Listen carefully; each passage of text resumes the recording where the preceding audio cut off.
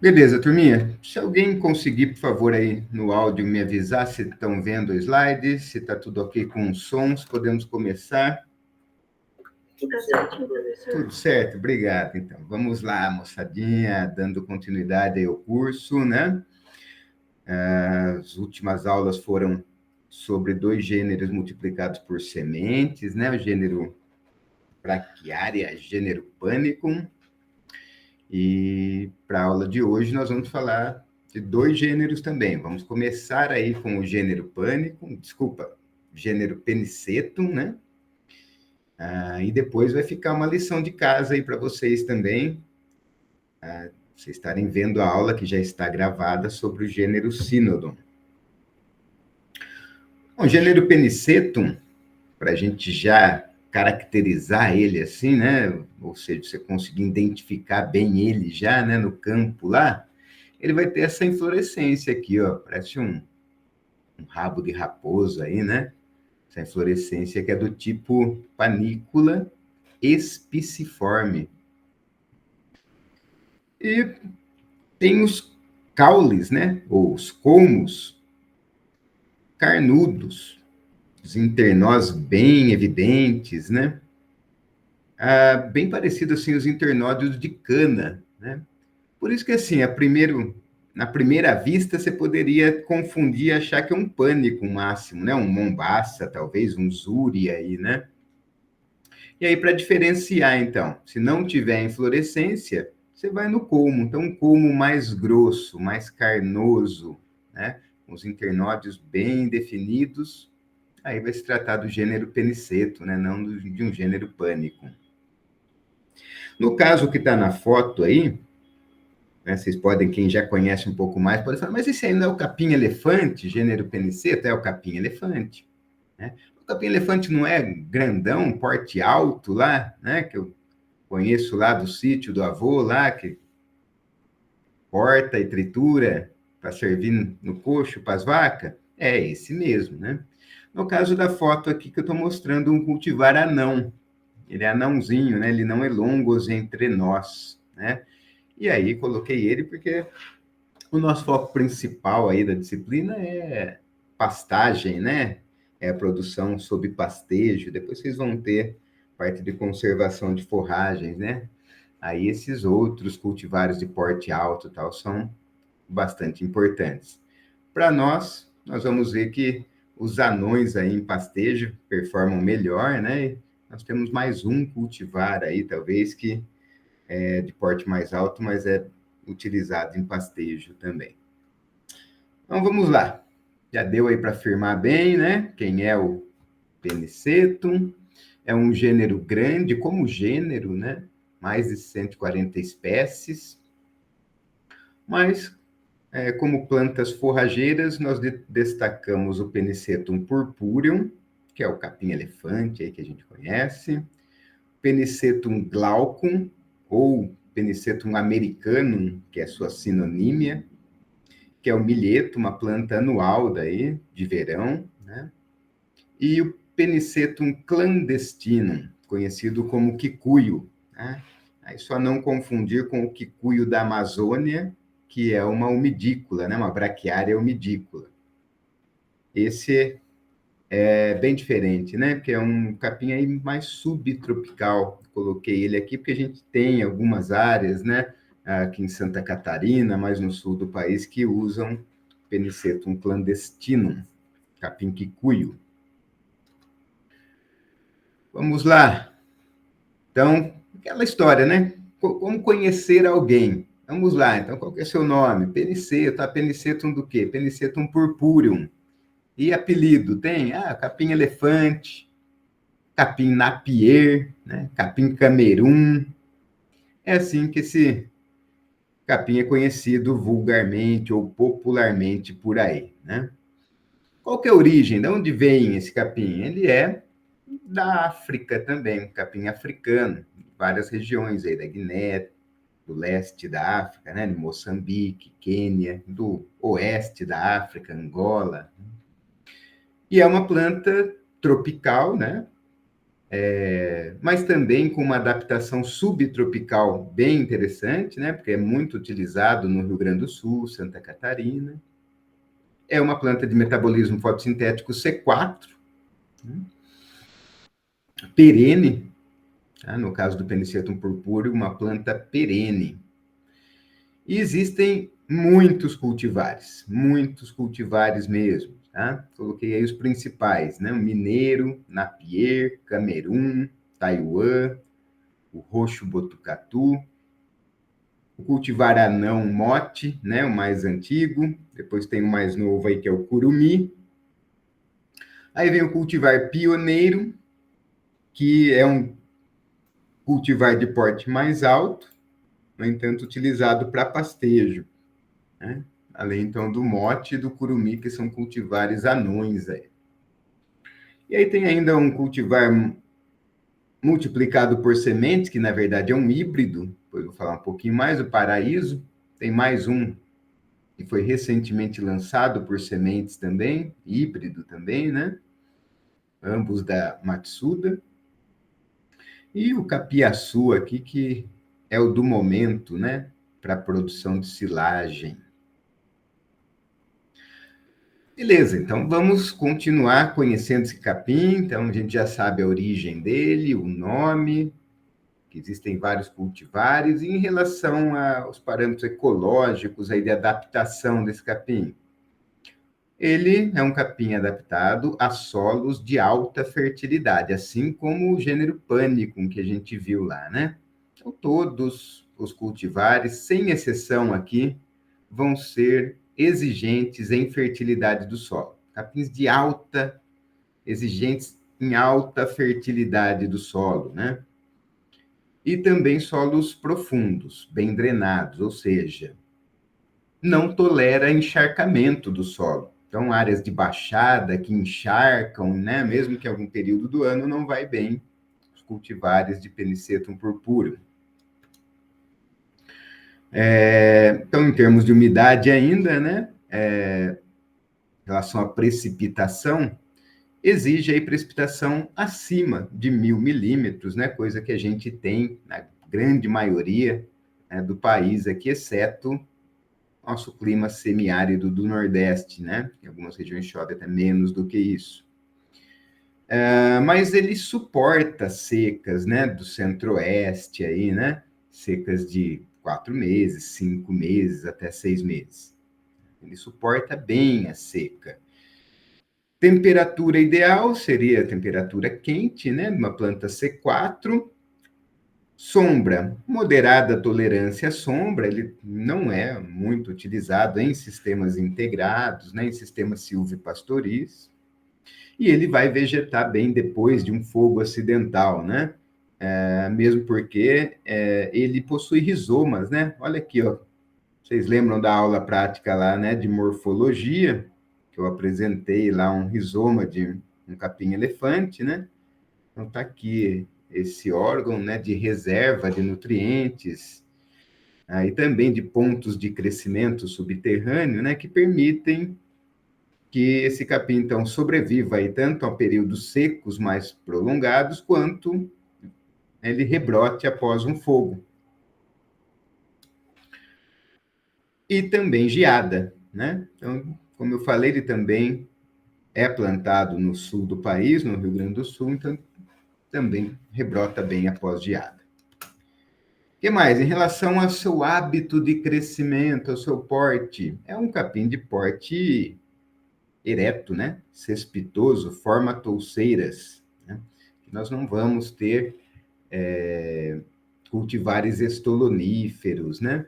O que acontece é que essas touceiras, dependendo do cultivar, elas assumem posições mais eretas, né? Como se fosse cana-de-açúcar, assim, né? Cresce aquele perfil retinho, perpendicular ao solo, né? E outros cultivares em que as touceiras são mais abertas, né? Ele tem ali até, às vezes, uma saída um pouco decumbente, formando touceiras mais abertas, tá? E o que varia também em relação a esse hábito de crescimento é o nível de perfilhamento axial, aquele perfil que sai aéreo, né, que sai de uma gema lateral ali de um fitômero, né, do colmo. Então, tem cultivares que mantêm a dominância apical, então quase não tem perfilhamento aéreo, né? Aí mantendo o meristema apical somente ativo, impedindo, então, que haja esse perfilhamento lateral. E tem outros cultivares que têm um perfilhamento lateral mais intenso, né? Eu chamo a atenção disso por quê? Porque é uma característica daí mais desejável para utilizar em pastejo. Essas plantas que a touceira é mais aberta, né? E um perfilhamento mais intenso, como o cultivar pioneiro, que nós vamos falar depois. Bom, mas esses cultivares de porte alto, né? Eles chegam aí a 3,5 metros, até 6 metros. Né? Então, só a exceção dos cultivares anões, nós temos dois, que chegam aí a 1,20 m, 1,5 m, né? De altura no máximo, isso que é o interessante desses cultivares anões, né? Que facilitam o manejo aí sobre pastejo. Em relação à folha, né? A lâmina foliar comprida, larga, né? Na grande maioria aí dos cultivares. O interessante da folha é notar que, se eu estou utilizando os cultivares como capineira, elas ficam folhas mais largas, né? Mais compridas, porque normalmente eu estou imprimindo um ritmo de desfolha, né? Ou de corte, com um período de descanso mais longo, né? Em pastejo, é interessante que muitos cultivares, eles daí vão dar uma diminuída na folha, né? Na sua largura, até no seu comprimento. Eles são capins que têm uma plasticidade aí fenotípica, né? Em que eles mudam um pouco a forma do corpo deles, conforme o regime de desfolha que você imprime, né? Se é em cortes ou pastejo. O colmo, como eu já falei, é um colmo do tipo suculento, né? Grosso, como de cana-de-açúcar. E, exceto nas cultivares que são cultivares anões, né? Os entrenós são compridos 15, 20 centímetros entre nós, né? De entrenós, e possuem rizomas, né? Variando aí o desenvolvimento desse rizoma conforme os cultivares. Em relação à inflorescência, já vimos que é do tipo panícula espiciforme, cilíndricas, 13 até 30 centímetros de comprimento. E as espiguetas, ou seja, as sementinhas, elas são muito pequenas, né? Isso até que inviabiliza um pouco o seu plantio via sementes, né? E são aladas, então possuem tanto tricoma, pelos e aristas compridas, né?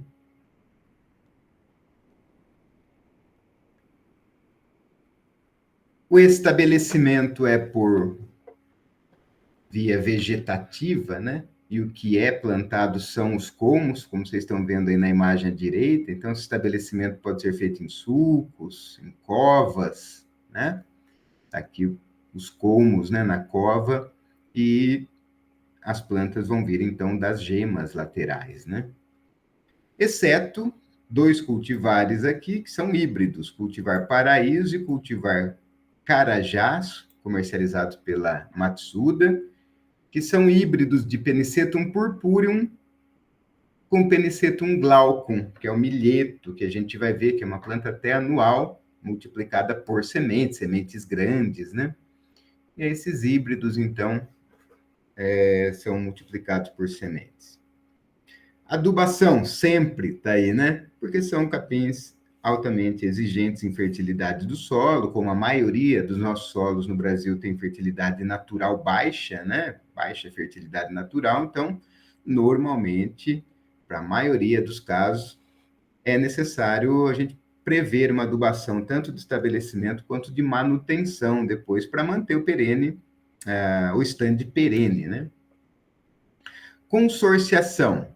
Bom, é de difícil consórcio ou plantar misturado, né, com leguminosas, uma vez que é uma planta C4, crescimento bem intenso e que, se você tiver com alta fertilidade do solo, né, esse crescimento intenso às vezes abafa a leguminosa que está em companhia. Tá? Então, é um consórcio mais difícil de ser feito, com leguminosas aí.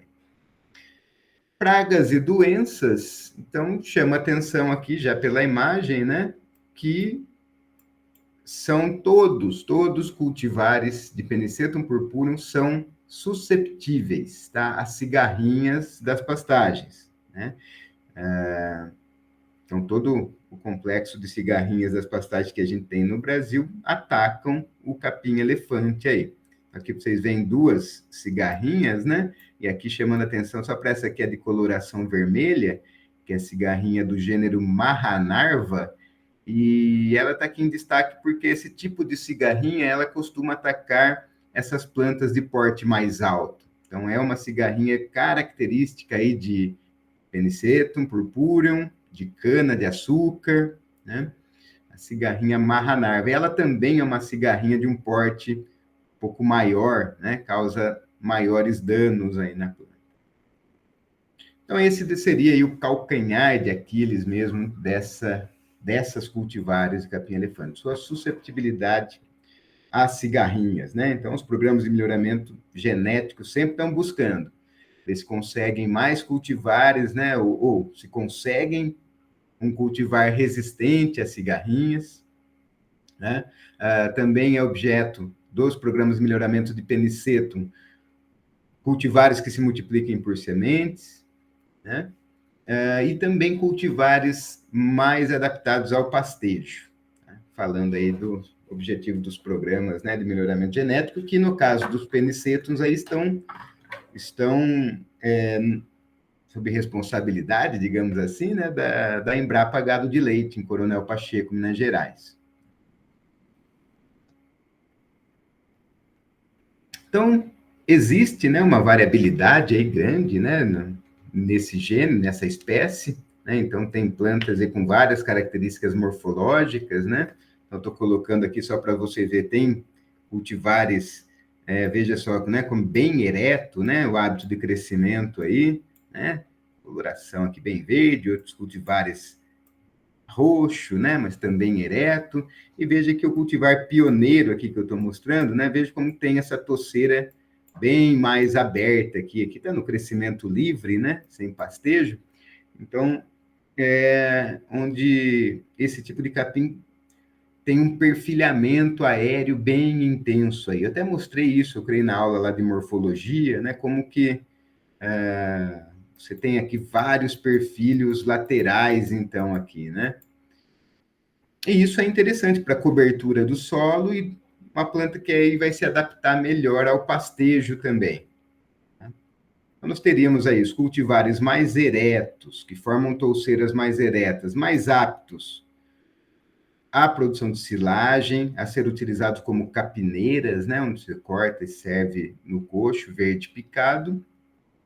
E os cultivares que abrem mais a touceira, de porte alto, serviriam mais para adaptar a um pastejo, sistema de colheita na boca do animal mesmo, né? E no destaque aqui está a inflorescência, tipo panícula espiciforme, e as espiguetas, né? Bem pilosas aí, com aristas e bem pequenininhas, né? Então, aqui tem ela com as aristas, né? Com toda a sua pilosidade, e aqui ela já preparada, né? Tirada as aristas aí para facilitar possível plantio, tá bom? Bom, então, além daqueles cultivares de porte alto, tem os cultivares anões, mote é o mais antigo, né? E agora nós temos um lançamento, acho que foi 2015, se não me engano, o curumi. E cultivares que têm uma mutação genética aí, né, que impede que eles alonguem os entrenós. Então, isso para o pastejo, né, é muito interessante. Além de ser uma espécie, veja, muito folhosa, né? Relação de lâmina foliar com colmo bem interessante. Isso facilita a colheita de forragem pelo animal, né? Essa lâmina foliar comprida, bem acessível. Então, é bem interessante. O ponto negativo, né, dele ser anão é que, como é uma espécie multiplicada pelos colmos, Então, o rendimento do viveiro de mudas, né, é baixo. Você precisa de uma quantidade, de uma área maior de viveiro de mudas para conseguir a quantidade de mudas para plantar 1 hectare, né, de capim-elefante anão, devido a, quer dizer, o seu ponto positivo para o pastejo é um ponto negativo para o seu estabelecimento, né? Bom, falar em relação aos usos da espécie Penicetum purpureum é predominantemente disparado na frente é o uso como capineira e como silagem, né? Na forma de silagem, para conservação de forragem. Esse é o uso primordial. E, principalmente, né, inserido na produção de leite. Tá? Pequenas, médias propriedades, produção leiteira, Minas Gerais, principalmente, né? É muito tradicional mesmo, a utilização do capim-elefante. Tá? Não é à toa, né, que todo o seu germoplasma, seu melhoramento genético está na Embrapa Gado de Leite, Minas Gerais, em Coronel Pacheco. Né? Então, tanto como capineira, né, para corte diário e servir no coxo, né, balanceando com concentrado aí para as vacas, quanto silagem, produção de silagem aí. Né? Também um terceiro uso, digamos, seria para a produção de bioenergia. Desculpa, existem programas de melhoramento genético, né, para isso. Eu creio que no Brasil, se não me engano, fica no Rio de Janeiro. É um germoplasma lá específico para obtenção de cultivares extremamente produtivos, pouco exigentes em fertilidade do solo, né, para produção de etanol, de bioenergia. Bom, então, para nós aqui, né, o uso que mais interessa à disciplina, no caso aqui, seria o uso para pastejo, do capim-elefante, e aí os cultivares anões curumi e mote, e o de porte alto pioneiro, que vão ser os preferidos para esse fim, né? Ora, dá para usar um cultivar camerum, cultivar napier para pastejo? Dá para utilizar. Possivelmente esse aqui da foto, da direita, seja um cultivar de porte alto, né? Mas veja que a dificuldade daí do manejo, né, é aumentada. Olha só como fica depois os talos aqui, né? Depois de um pastejo, quando não conseguiu entrar na altura certa, né? É um capim mais difícil de você domar os colmos dele, né? E às vezes aí, no caso, precisaria talvez de uma roçada depois de um pastejo, né? Porque se você não eliminar os meristemas apicais desses colmos, é que eles continuam crescendo, né? E aí não é o que a gente deseja. Então, é possível, mas a dificuldade aumenta em se fazer uma boa colheita. Ok? Então, seriam os principais usos. Vamos passar agora para o valor nutritivo, questões mais zootécnicas, né? Então, capim de alto valor nutritivo, né? A lâmina foliar, altos teores de proteína e digestibilidade, sempre com aquela ressalva, né? Isso depende da maturidade, né? Da idade de rebrota, depende também da época do ano. Então, na época das águas e uma planta mais jovem, tem os maiores teores de proteína e de digestibilidade. Agora, se eu deixar também essa planta ficar com 3 metros de altura, cortar ela rente ao solo, triturar e fazer uma análise bromatológica, aí, claro que ela vai ter baixa qualidade, baixo valor nutritivo, né? Que aí você tem uma relação de lâmina com como ruim, né? Muito como, pouca lâmina, e então isso diminui aí a proteína e digestibilidade porque aumenta as quantidades de fibra, lignina na massa, tá? Mas se eu pensar em pastejo, pensar em lâmina foliar, né? Ali com uma idade de rebrota adequada, com o manejo do pastejo adequado, a gente vai ter teores de proteína altos, né? E de digestibilidade também. Aceitabilidade. Os animais gostam? se eles puderem escolher, se eu tiver lá uma braquiário midícola e um capim-elefante anão curumi, né? Ambos bem manejados, e soltar uma vaca leiteira lá, em qual ela vai? Aceita bem, Penicetum purpureum, elas adoram, né? Tem alta aceitabilidade aí também. E não só as vacas leiteiras, mas todas as espécies animais aceitam muito bem, tá? Então, veja, muito parecido ali com pânico máximo, né? Com mombaça, com usuri, exceto a multiplicação, né? E a produtividade. Podemos dizer assim que os capins elefantes são os capins mais produtivos que tem entre as nossas opções aí. E podemos dizer que os pânicos máximos são os mais produtivos, multiplicados por sementes. Bom, toxicidade, assim, é raro acontecer, né? Principalmente com capim-elefante, nós vamos ver depois com o milheto, há uma facilidade maior de ocorrer intoxicações por nitrato, tá? Já no capim-elefante, assim, muito difícil, a gente quase nunca fica sabendo de casos de toxicidade, né, seja por nitrato ou por oxalato nos nossos cultivares, né? Principalmente porque o principal uso é na forma de silagem e capineira, como eu disse, onde normalmente as plantas são colhidas mais maduras, né? E aí depois se corrige ali a dieta da vaca com concentrado, né? Em pastejo, normalmente isso é um pouco diferente, né? A gente quer as folhas as plantas mais jovens, né?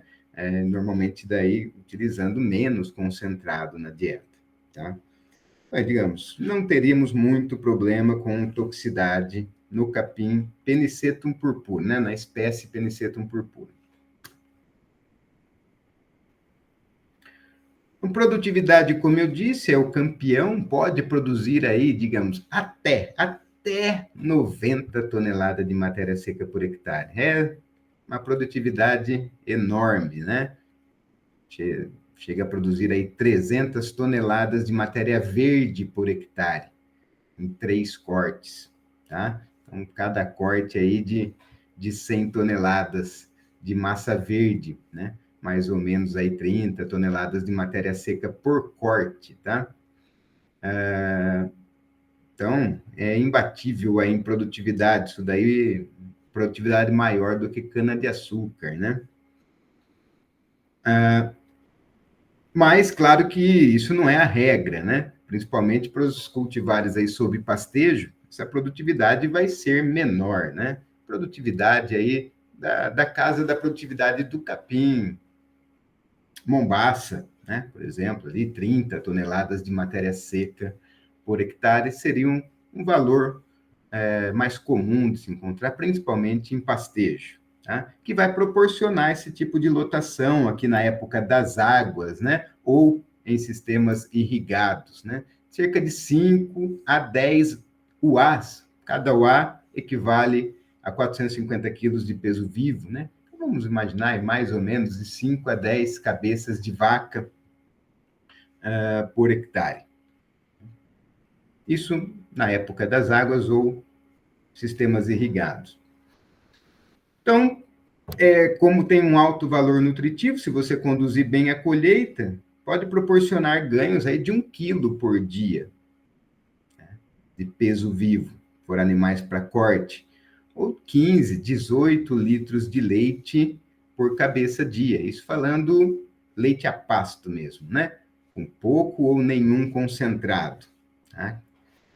15 a 18 litros de leite por cabeça dia, tá? Então, que daria aí uma produtividade anual de cerca de 20 mil quilos de leite por hectare ano, outra de 1.200, 1.500 quilos de peso vivo por hectare ano, se for corte. Aqui só um exemplo, né? Lá na Exalc, em Piracicaba, né? Eles têm um sistema de produção de leite a pasto lá com capim-elefante. Eu acho que deve ser a pastagem de capim-elefante mais antiga do Brasil, né? E eles têm um sistema lá, então, que na época das águas é capim-elefante, e na seca utilizam cana ou silagem, um sistema que produz aí 25 mil quilos de leite por hectare ano. Tá? Então, só trazendo um exemplo aqui de dados de pesquisa, né? Essa pesquisa foi repetida aqui por 2 anos, ela foi feita em 2006 e 2007, e nos 2 anos aqui, comparando um tipo de manejo da colheita onde os dias de descanso, né, são fixos para facilitar ali o dia a dia, né, na fazenda, e um outro tipo de manejo em que é variável e se faz, então, a colheita conforme realmente o melhor momento do capim. Isso não vem em questão muito agora, eu quero, na verdade, só trazer a magnitude dos valores, né, ó, 10 quilos de leite por vaca dia, né, na lotação lá de 10 UAs por hectare. Tá? E veja que quando a gente entra com tecnologia de manejo da colheita, a produção de leite é maior. Né? Isso aconteceu nos 2 anos, até que em 2006 a produção de leite por vaca foi maior, né, do que no ano de 2007, mas mostrando aí a magnitude do que a gente pode chegar, né, de produção de leite com esses tipos de capins. Vamos falar agora um pouquinho dos cultivares que tem disponível. São muitos cultivares, né? Nós não vamos entrar em todos aí. Que, inclusive, no livro de plantas forrageiras, eles estão divididos assim em grupos, né? Então, a gente teria um grupo anão, que é o que interessa mais para a gente aqui para utilizar sob pastejo. Hoje nós temos 2 cultivares, o curumi e o cultivar mote, né? Menor comprimento dos entrenós, uma planta mais baixa, elevada relação folha-colmo, facilita, né, a colheita em pastejo e acaba com um ganho de peso e uma produção de leite muito boa. E depois vem outros grupos, é o grupo Merker, né, que é o nome de um cultivar, que são de menor porte, com colmos e folhas mais finas e um florescimento mais precoce. Depois tem o grupo Camerun, que tem esses outros cultivares, de um porte mais ereto, colmos mais grossos, um perfilhamento mais basal, ou seja, plantas, cultivares que se adequam bem a uma produção de silagem, a uma capineira. Grupo Napier, que inclui o mineiro, Taiwan, roxo, tem florescimento intermediário, colmos grossos, folhas largas e touceiras um pouco mais abertas, né? Um pouco mais de perfilhamento aéreo. Então, talvez cultivares que você consegue adaptá-los, talvez, a um pastejo. Desculpa, voltando. E o grupo dos híbridos, como a gente já falou, os 2 híbridos, híbrido Carajás e Paraíso, né, de Penicetum purpúreo e Penicetum glaucum. E aí tem várias diferenças morfológicas, né, de colmo, de folha, de inflorescência, né, para distinguir esses híbridos aí a campo. Eu vou deixar para vocês depois aqui um texto, né? Deixa eu colocar aqui, ó. É um pouco antigo, de 1995, mas ele traz a caracterização morfológica e agronômica de vários cultivares aqui. Então, é uma literatura boa para se ter, né? Guardadinha aí. Um dia que você precisar, né? Você consegue aqui, ó. Deixa eu só mostrar o índice para ver, vocês terem uma noção de quantos cultivares eles têm aqui, né? Dando as características, ó. Taiwan, Porto Rico, Mineiro, Mote, Merck, Colômbia, Taiwan, um monte, né? Vários cultivares aqui.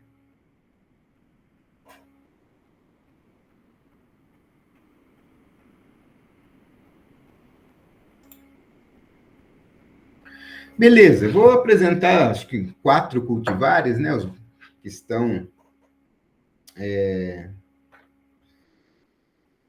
sendo mais plantados no momento. Então, o cultivar BRS Canará foi lançado em 2012 e é um cultivar aí para alta produção de forragem, né, para você formar capineiras, né, capineiras de uma melhor qualidade aí. Depois temos o famoso capiaçu, que é o capim do momento aí, né?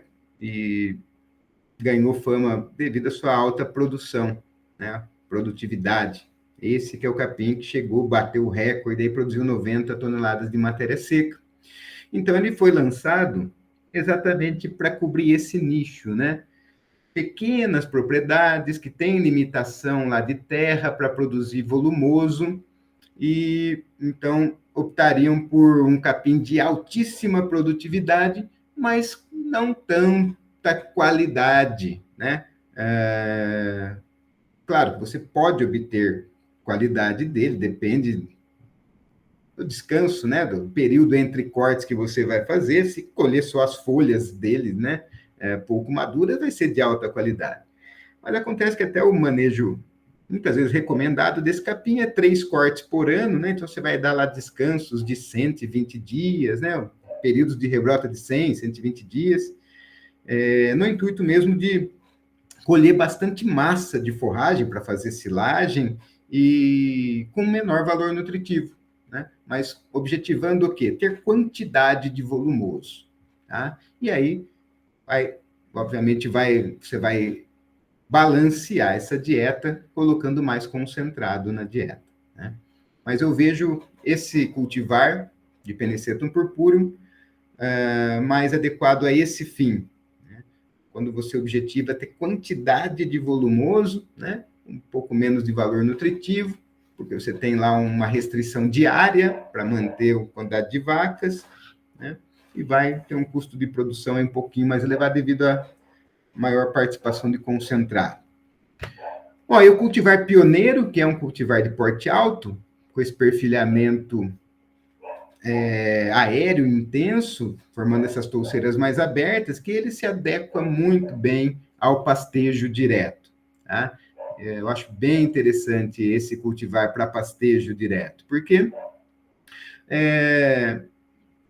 ele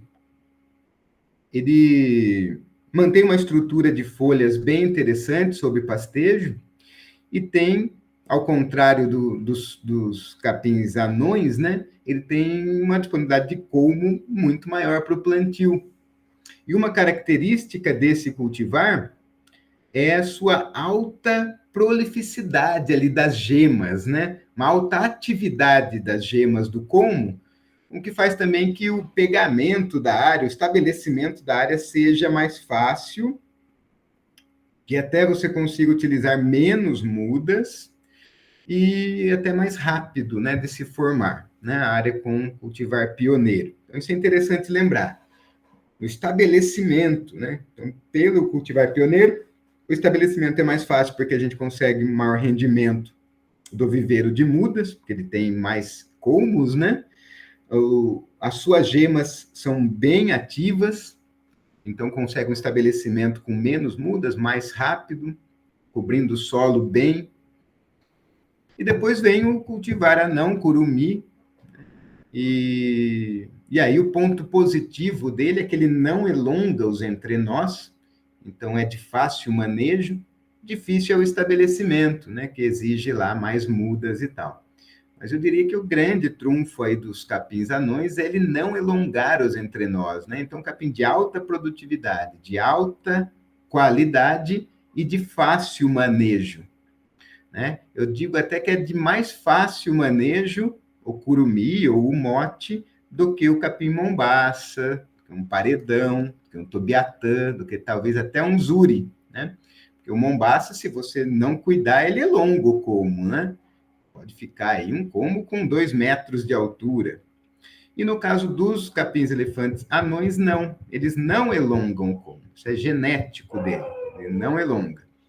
É até mais fácil de manejar. Difícil é estabelecer, né? Bom, veja só, né? Só algumas imagens aqui. Por muito tempo se achou bonita essa imagem. Eu acho que até é um sentimento, né, para os leigos, é um sentimento natural de você ver, né? Ver essas vacas enfiadas no capim, né? Você fala, nossa, que lindo! Que manejo de pastagem, né? E até hoje, você mostrar essa foto para muito produtor aí, é isso que ele vai sonhar de noite, né? Nossa, eu quero um pasto daquele. Não, na verdade, não, gente. Isso aqui não está bem manejado, isso aqui está passado. A vaca não gosta de comer num lugar desse. Não gosta, primeiro, porque ela se sente insegura, ela não consegue enxergar, né? E fica difícil de colher essas folhas aí. E depois, Você deixa lá em 1 dia, 2 dias, 3 dias, o que sobra é isso, né? Essa taleira aí. Então, isso que a gente está falando que é dificuldade de manejo desses capins mais altos, né? E depois também para corrigir essa situação aí, né? Vocês vejam esse monte de talo, é também complicado, né? E para vacas leiteiras mesmo, isso é um aspecto até sanitário, porque as vacas podem machucar os úberes, né? Nesses talos que ficam lá e tal. Então, hoje a gente já tem uma visão diferente do que é um manejo bonito, do que é bom, né? Quer dizer, você retirar só o filé mignon, estão percebendo? Né? O pastejo mais leniente, né? Entra mais cedo, deixa mais folhas, só para mostrar para vocês o que seria um manejo mais desejável aí. E aí, quando se consegue, né? Isso só é conseguido se eu tiver a lotação rotativa, né? Isso é importante frisar, né? São tipos de capins aí que é praticamente impossível manejá-los bem com lotação contínua, né? Aí na lotação rotativa, a gente consegue um stand como esse aí, de bastante folha, bastante folhoso, bastante proteína e energia aí para a produção de leite. Certo? Fechando aqui, então, qualidades do capim-elefante. Altíssima produção de matéria seca, alta aceitabilidade, alto valor nutritivo. Limitações. A primeira é consequência da primeira qualidade, né? Altíssima produção exige solo de alta fertilidade, multiplicação vegetativa e susceptível a cigarrinhas. Bom, como eu falei por último, necessário lotação rotativa, então, tanto o investimento como o nível tecnológico, né, da propriedade tem que ser um pouquinho maior. Tá ok? Penicetum glaucum, você pode usar sinonímia também, Penicetum americanum, como ele era conhecido, aquela mesma história lá, né, da braquiária, que virou urocloa, do panicum, que virou megatirsus, o Penicetum americanum virou Penicetum glaucum, há um tempo atrás aí. E os nomes comuns dele é milheto ou pasto americano, tem origem também na África e na Índia, e é uma forrageira, uma gramínea tropical, metabolismo fotossintético C4, só que anual. Guardem bem isso daí, pessoal, uma planta anual tropical, tá? E essa é a carona do milheto, né? Você vai diferenciar ele, porque nessa inflorescência, tipo panícula espiciforme, vão se formar espiguetas grandes, grandes mesmo, né? Relativamente grandes. Maior até do que a da braquiária. Inclusive, essa semente, né? Esse grão, é utilizado para alimentação animal, para alimentação humana. É uma planta utilizada em muitos locais do mundo, uma planta de subsistência. Então, muitos locais da África e da Ásia, né, utilizam o milheto, né, por ser uma planta rústica, uma planta também muito adaptada a baixa precipitação. Tá? Então, assim, para esses grãos, né, de gramíneas aí, tipo milho, né, tipo sorgo, né, e tipo milheto, há um gradiente aí de tolerância à seca, né? Então, onde chove bem se planta milho, onde chove mais ou menos se planta sorgo, onde chove ainda um pouco menos se planta girassol, onde chove menos ainda se planta milheto. Certo? Isso a gente vai ver aqui na ecologia dele, né? Porque ele é adaptado, então, a uma ampla faixa de fertilidade dos solos. Quer dizer, ele vegeta bem até em solos de baixa fertilidade, tá? Desde que sejam solos leves, ou seja, solo arenoso, solo misto, solo não muito argiloso, né? E solos profundos. Não aceita encharcamento, tá? O milheto. Agora, né, em relação à umidade, olha lá, ó. Tolerante a seco, ó, locais que chove 500, então locais semiáridos mesmo, cultivam o milheto, tá? mas como a gente já falou ali também, ele também pode ser plantado em locais de alta precipitação, vai produzir mais, né? Desde que não haja encharcamento do solo. É um capim tropical, então temperaturas altas, não tolera sombreamento, uma planta anual também não tolera fogo, né? Então, ele não tem rizoma, por exemplo. Uma planta anual não vai investir em rizoma, né? Então, ela investe nas suas sementes. E também não tolera geada, tá? Então, em relação à morfologia ainda aqui, em relação ao porte, é uma planta de 2 a 3 metros de altura, em crescimento livre, e aqui está o seu trunfo, né? Seu sistema radicular. O milheto é uma planta que desenvolve um sistema radicular abundante, profundo, que explora, então, uma quantidade de solo grande, um volume grande de solo, e daí vem, né, obviamente, sua tolerância à seca, né, ambientes que chove menos. Tá? Folhas compridas, largas, né? Os colmos são grossos, mas não como do capim-elefante. E a grande diferença aqui é as espiguetas, né? Que são gordinhas assim, mais arredondadas, né? Comparando com braquiária, e maior. É uma sementinha de maior tamanho. Então, isso aí traz também uma facilidade no plantio. Panícula, já falei, é tipo espiciforme, cilíndrica, de 10 a 50 centímetros de comprimento. Então, tem uma variabilidade grande também. Então, nós temos cultivares para a produção de forragem e cultivares para a produção de grãos. Tá? Características agronômicas: o estabelecimento é por sementes. Veja que é uma semente grande, então, profundidade 3 até 5 centímetros, ela vai conseguir germinar bem. Ela responde bem à adubação, apesar de vegetar em solos mais pobres, né? Mas ela responde muito bem à adubação, né? Ela, na verdade, é voraz por absorver nitrogênio, tá? E isso que pode gerar uma certa toxicidade por nitrato, que a gente vai ver um pouquinho mais em detalhes aqui no milheto.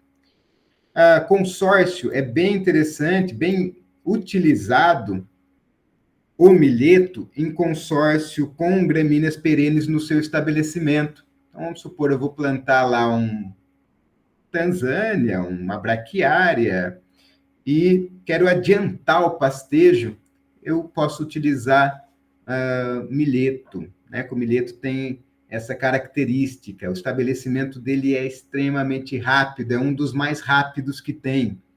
45 dias, você já está fazendo um pastejo no milheto, né? E como ele é muito aceito pelos animais, né? Você consegue fazer esse consórcio, enquanto está lá ainda se estabelecendo sua braquiária, então você já está adiantando um pastejo no milheto, né? Isso quando as questões de custo da semente, né, forem viáveis para fazer esse tipo de consórcio. Pestes e doenças, lagartas, né, principalmente lá no estabelecimento, diria que é o nosso maior problema, né?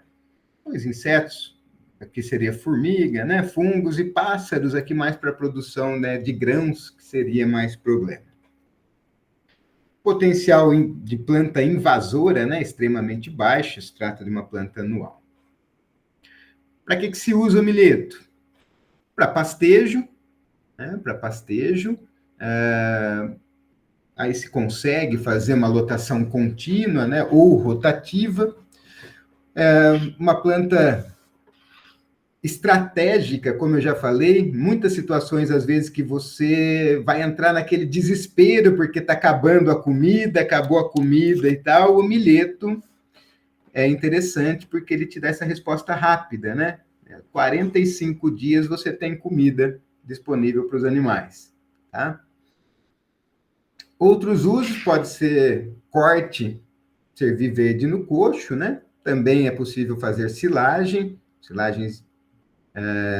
de ótima qualidade aí de milheto, e ele é muito utilizado também para formação de palhada, para plantio direto, né?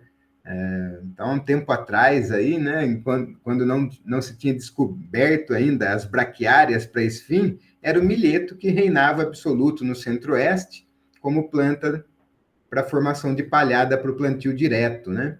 Então, em regiões aí que não se fazia, né, ou não se faz a segunda safra de milho, né, se colhia soja, plantava milheto, né, e o milheto ficava como planta de cobertura de solo e formação de palhada para o plantio direto depois.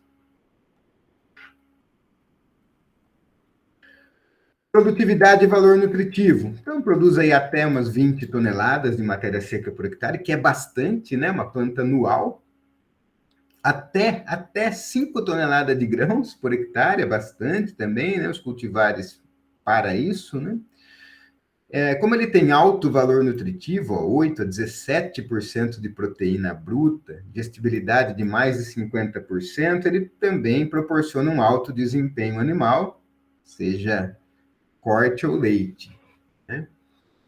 O segredo para utilizar bem o milheto, para conseguir uma boa produção animal, né, de peso vivo por hectare, é você plantar ele cedo na estação de crescimento, ou seja, na primavera, né, porque é uma planta anual. Então, se você planta ela muito tarde, ela já tem um estímulo a entrar na fase reprodutiva, né, devido a questões de fotoperíodo, tal, a planta percebe, né, que está acabando o ciclo dela, né, está acabando as condições climáticas favoráveis, e ela quer perpetuar, ela entra na fase reprodutiva.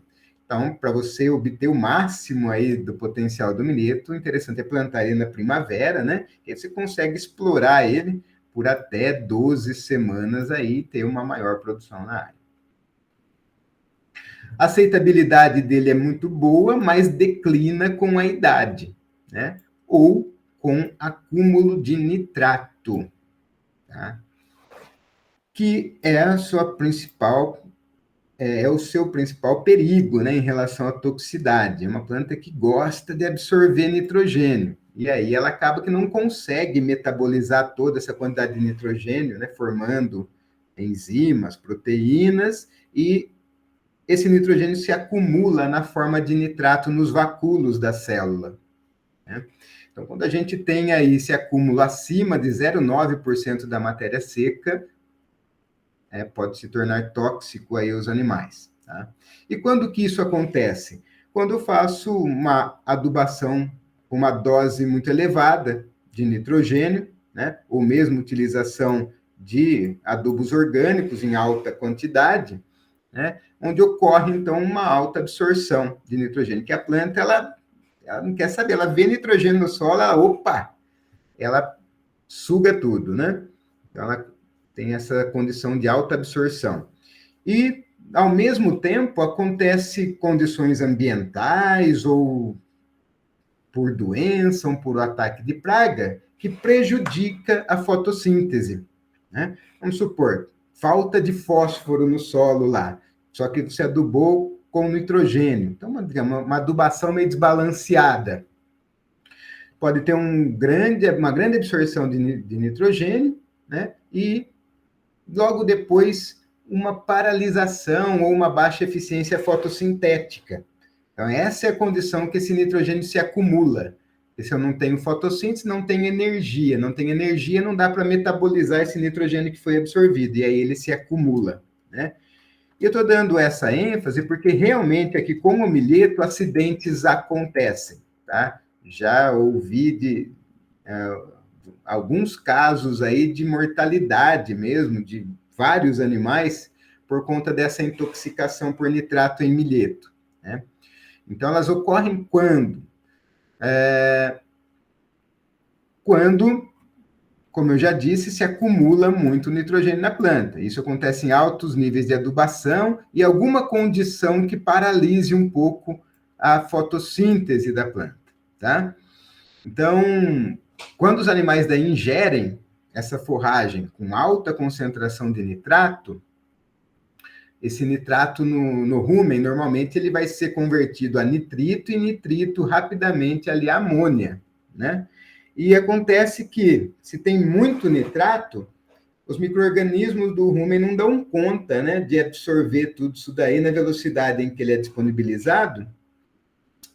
Então, nessa condição se acumula nitrito no rumen, tá? E o nitrito daí passa a ser tóxico, porque o nitrito daí vai, na corrente sanguínea, se ligar à hemoglobina, né? Porque ele, digamos assim, ele se passa por oxigênio, né? E a hemoglobina se liga ao nitrito e não ao oxigênio e vai formando meta-hemoglobina, né? Que normalmente daí a meta-hemoglobina ela vai se converter depois à hemoglobina, né? Novamente, no transporte lá de oxigênio para os tecidos. E aí, no caso da hemoglobina, quando ela se liga ao nitrito, isso não vai acontecer e vai se acumulando meta-hemoglobina. Ou seja, o animal vai ficando com o seu transporte de oxigênio para os tecidos prejudicados, né? Então, qual que é o sintoma, né, que vai acontecer nos animais? Falta de ar, né? E até pode acontecer a morte por anoxia, tá? Então, é isso que acontece. E quando que isso pode acontecer? Qual a situação que a catástrofe acontece? Bom, quando, como eu falei, né, muitas vezes o milheto ele é plantado ali cedinho na primavera, porque ele oferece forragem rápido, e num momento como esse que a gente está passando aqui, viemos de uma seca violenta, né, prolongada, começou cedo, muita gente está sem pasto por aí choveu, plantou milheto, aí adubou, e aí os animais estão começando a ficar sem pasto, passando fome, emagrecendo. Ah, o cara, a hora que vê aquele milheto que já brotou, né? Que está ali com seus 20, 30 centímetros, ele solta os animais. Né? Animais famintos, num pasto tenro, lotado de nitrogênio, que acumulou nitrato, não dá outra. Né? Os animais comem muito, e aí é isso que faz atingir aquele nível tóxico de nitrito, né? E aí começam os problemas, né? Se forem casos subletais, vasodilatação, problemas cardiovasculares, aborto, distúrbios digestivos, redução de consumo, queda na produção de leite. Se for caso, né, como esse que eu estava relatando, pode haver surto, daí respiração ofegante, você percebe os animais se batendo, né, que a gente fala, respirando de forma ofegante, tremor muscular, falta de coordenação motora, diarreia, micção frequente. E no caso, você suspeitar por intoxicação por nitrato, né? Você pode retirar o sangue desses animais, ele vai estar com uma coloração achocolatada, que é exatamente pelo excesso de meta-hemoglobina, né?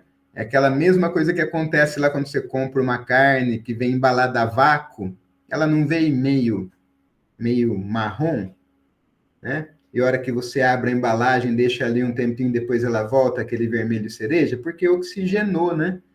Oxigenou a hemoglobina ali e tal. Então, é a mesma coisa que acontece aqui com o sangue dos animais, fica achocolatado se tiver com esse excesso lá da meta-hemoglobina, onde se ligou lá o nitrito, né? Beleza?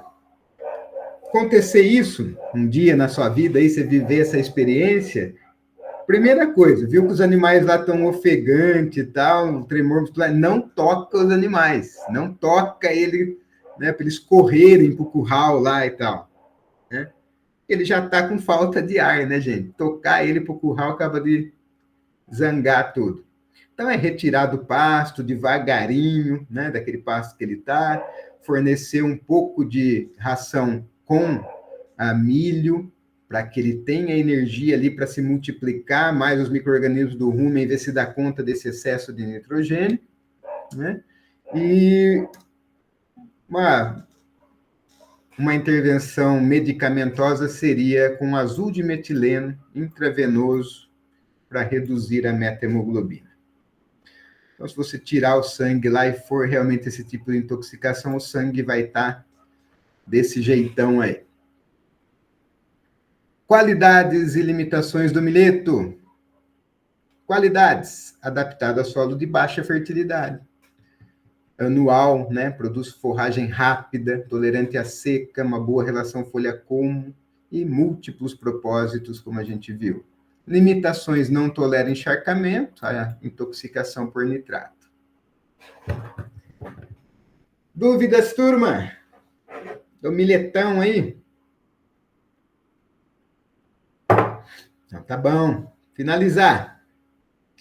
Terceira espécie de hoje, Penicetum clandestinum, capim-quicuio. Penicetum clandestinum, aí ele já tem uma morfologia diferente, né? Uma planta de um hábito de crescimento já estolonífero, rizomatoso. Então, veja aqui, tem as folhas, né, bem estreitinhas aí. É origem também africana, uma planta perene, como eu falei, porte prostrado ou estolonífero e rizomatoso. Aqui, né? Então, a partezinha que fica subterrânea do caule, rizoma, parecido com a grama Mato Grosso, lá o tipo de rizoma, né, que ele tem. É de porte baixo, 30 a 50 centímetros, né, uma planta estolonífera, tolera seca e geada, né? E é, na verdade, uma planta subtropical, né? Planta para ser utilizada aí de Santa Catarina, sul do Paraná, Rio Grande do Sul. Tem uma boa produção de matéria seca, tá? Isso aqui é tonelada de matéria seca por hectare, e é utilizado bastante como pastagem. Então, veja, já que por sua distribuição, né, veja que é uma planta realmente mais do sul do país, né, em áreas mais altas, né, porque é uma planta que gosta mais de um clima mais friozinho. Aí a carona do capim-quicuí, veja a quantidade de folhas, né, como quando bem manejado. E aí, por essa agressividade também, né, tal, que tem uma consorciação mais difícil, a multiplicação é por mudas também, né, e aí uma dificuldade, porque tem os colmos mais curtos, né, e tem os rizomas, dá para plantar tanto pelos colmos quanto pelos rizomas. Susceptível a cigarrinhas, alto valor nutritivo e uma aceitabilidade muito boa, né? Quando tão bem manejado, com as folhas jovens. Então, qualidades: é bastante produtivo, tolera uma boa pressão de pastejo, né? Ser manejado mais rente ao solo, uma excelente cobertura de solo, então muito bom para áreas declivosas, responde muito bem à fertilidade, à adubação e adaptações a condições subtropicais e de locais de mais elevados, né? Maior altitude.